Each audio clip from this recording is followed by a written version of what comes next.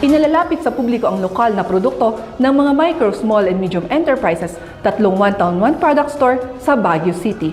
Inilunsad si PIA-ISU intern CJ Pancho para sa detalye. Mula sa mga produktong likha ng lokal na komunidad hanggang sa mga pagkaing sumasalamin sa kultura ng Cordillera, formal nang inilunsad dito sa Baguio City ang panibagong OTOP store na inaasahang magbibigay ng mas maraming oportunidad para sa mga maliliit na negosyante at lokal na producers sa rehiyon. Inilunsad ng Department of Trade and Industry o DTI ang bagong One Town One Product Store sa tatlong lokasyon sa lungsod, kabilang na ang Tita Lea's Food Specialties sa Hotel Supreme Mall and Event Center sa Baguio City. We started ng 2014 ang Tita Lea's po. 2014 na po kami nag-umpisa na officially pinaregister namin yung pangalan ng Tita Lea's. Pero ito pong sa DTI, recently lang dahil ang anak ko po ay tumulong na sa amin at siya yung active na nagpa-participate sa mga ganitong may mga seminars, mga workshops. So tapos na yun nga po na i-present sa amin yung OTOP na sabi niya maganda yun dahil yun din naman po yung parang goal namin ng the best of the Philippines na sana we can offer whatever is the best of each region. Mula sa maliit na puhunan at pagsisikap, unti-unting lumalago ang negosyo ng Tita Lea's. Ayon sa may-ari, nagsimula lamang ang kanilang negosyo sa pagsasangla ng isang singsing upang magkaroon ng puhunan. Si mother ko, yung kanyang wedding ring sinangla for 5,000 pesos.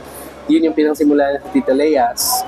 And long story short, sinuwerte po siya. Malaki rin ang naidulot ng OTOP sa mga partner MSMEs na nabigyan ng pagkakataong maipakilala ang kanilang mga produkto sa mas maraming mamimili. First and foremost, bago ko sagutin yon, congratulations sa Tita Lea's kasi malaking bagay na tatlong stores kaagad yung na-open. Isang malaking opportunity sa aming MSMEs para ma-showcase ang aming mga produkto. So sa amin, malaking bagay na po yun sa amin na makilala yung mga produkto namin. Ayon naman sa DTI, ang OTOP Store ay nagsisilbing tulay upang mas mapalawak ang merkado ng mga lokal na negosyo at mapalakas ang ekonomiya ng rehiyon sa pamamagitan ng suporta sa mga produktong tunay na gawang Cordillera. Ang OTOP Store kasi component ng ating batas, no? Yung OTOP Law.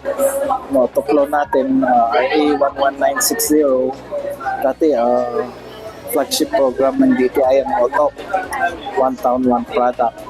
Well, it was institutionalized so the law 2023. So kailangan magbigay tayo ng stimulus program para sa ating MSMEs para maging competitive sila.